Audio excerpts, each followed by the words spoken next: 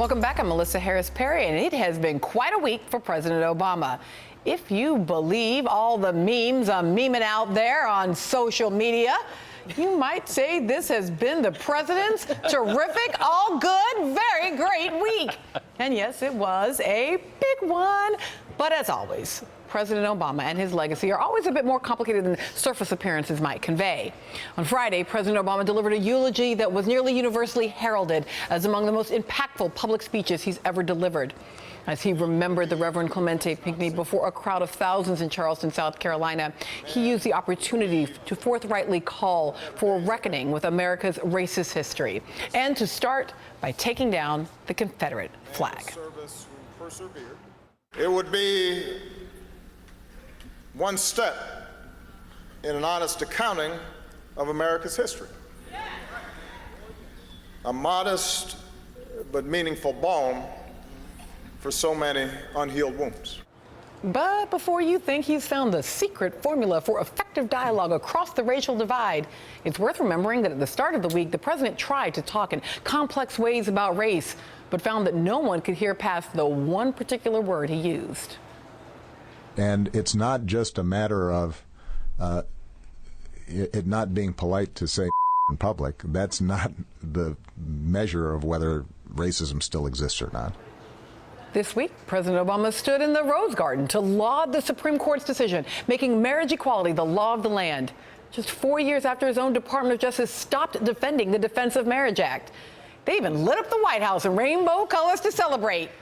But it's worth remembering that the president's personal evolution on marriage equality and the fact that his Vice President Joe Biden all but forced him to publicly support marriage by coming out in favor of equality first. This week, President Obama also won over Congress on his package of trade legislation, which will allow the president to fast-track trade bills, including this year's Trans-Pacific Partnership, or TPP, for the years after his time in office ends. But the win came at a cost. The president angered many in his own party, from progressives to House Democratic leader Nancy Pelosi, who vigorously opposed the trade deal. But the biggest win of the week seems undeniable. The Supreme Court upheld again President Obama's largest, most important domestic policy achievement, the Affordable Care Act. And today, after more than 50 votes in Congress to repeal or weaken this law, after a presidential election based in part on preserving or repealing this law, after multiple challenges to this law before the Supreme Court, the Affordable Care Act is here to stay. This was a good day for America. Let's get back to work. Man, still, as uncomplicated as that victory may seem, the reality is that Republican policymakers are still vowing to repeal Obamacare the second that he waves farewell from the South Lawn on January 20th, 2017. And in the meantime, 4 million people who could be covered under the ACA are still without health insurance because 22 states have refused to expand Medicaid, something the same Supreme Court gave them permission to do back in 2012. A lot of people are calling it President Obama's best week ever. But it's more complicated. It's more difficult than that. His presidency was historic from the very beginning, and this week added to his legacy in substantive and meaningful ways.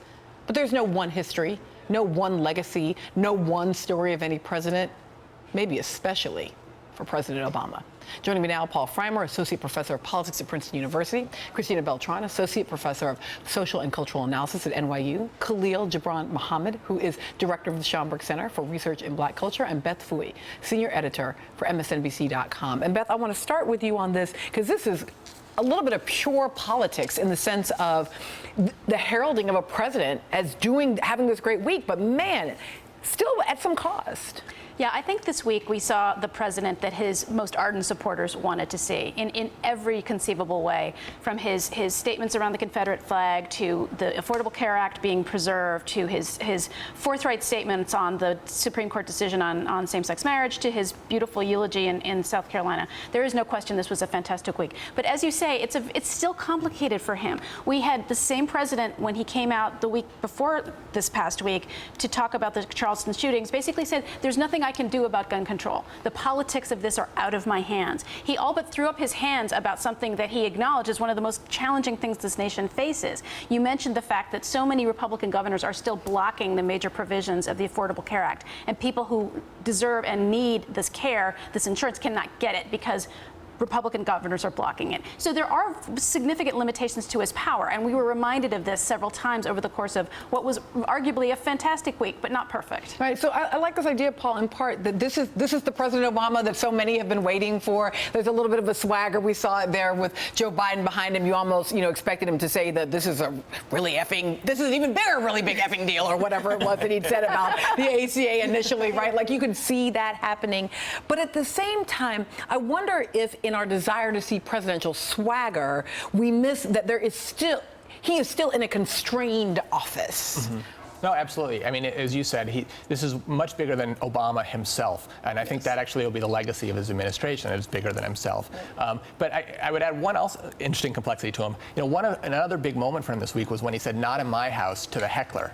Okay, I'd like to play that because I had a very different take on that. But let's play the "not in my house" for a moment. Hey. Yeah, listen, you're in my house.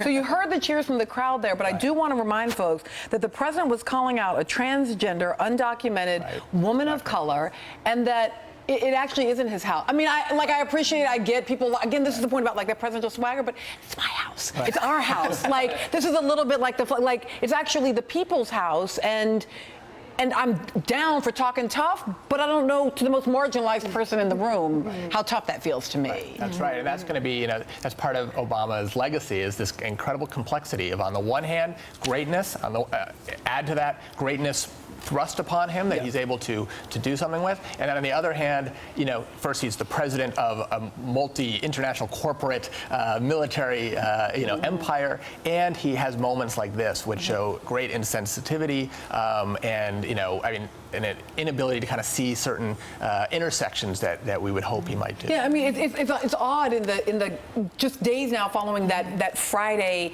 eulogy to think of the president as insensitive, where he showed such great empathy, such a capacity to do the rhetorical work of tying us together as a united states. But that moment was one, and again, some about him, but also more about the cheer that goes up from the crowd, our enthusiasm about seeing this president who's been so embattled fight back. But I'm thinking, but that's not the person I want you fighting back against. Wrong target. Right. Yeah, right. Wrong target. Yeah. And I mean, I think what's so interesting about Obama and I always, watching him this week, I was having these moments of saying, wow, when he's gone, I'm going to miss this. I'm going to miss that there's an African-American man in the White House, an African-American family in the White House. And yet I also am a conflicted, person on the left who feels frustrated by, as I always think of, like, drones, deportation, horrible history with whistleblowers. It's a really complex legacy. And I think one of the things that makes it hard is he's such a clearly intellectual, thoughtful person. And there's a way in which the kind of ideological affect of someone like George W. Bush or Reagan, where you weren't sure what they were tracking. But with Obama, the depth of his thinking and the quality of his mind. And so when there's a failure, it hurts in a particular way, and it's been harder as a progressive to wrestle with that than it was with other presidents, or like Clinton, where it was like a bad boyfriend. Yeah. You kept getting sucked in, but you're like, and like all bad boyfriends, he won't really leave. He's coming back. But it's interesting that you make this point about the president as the intellectual, because I will undoubtedly miss having the black family, but I will also deeply miss, although we may have an intellectual president next, it's hard to say how this is all going to work out, but there is a kind of professorial aspect to him that I see him sometimes tap into, like in the moment in Selma. He has access to a history, to a literature, to kind of signposts of it that make the good moments really soaring. Yeah. Well, I want to say yes, and I also want to say that we saw the ghosts of Joe Wilson, the South Carolina congressman, and Jeremiah Wright this week. Yeah. And by that I mean, we see the president speaking back in a way he didn't 6.5 years ago. So he's yelling at her, but he's really saying, that's what we want him to do, Joe Wilson. Shut up. That's right. Yes, that's right. And in the way that he delivered the Pinckney eulogy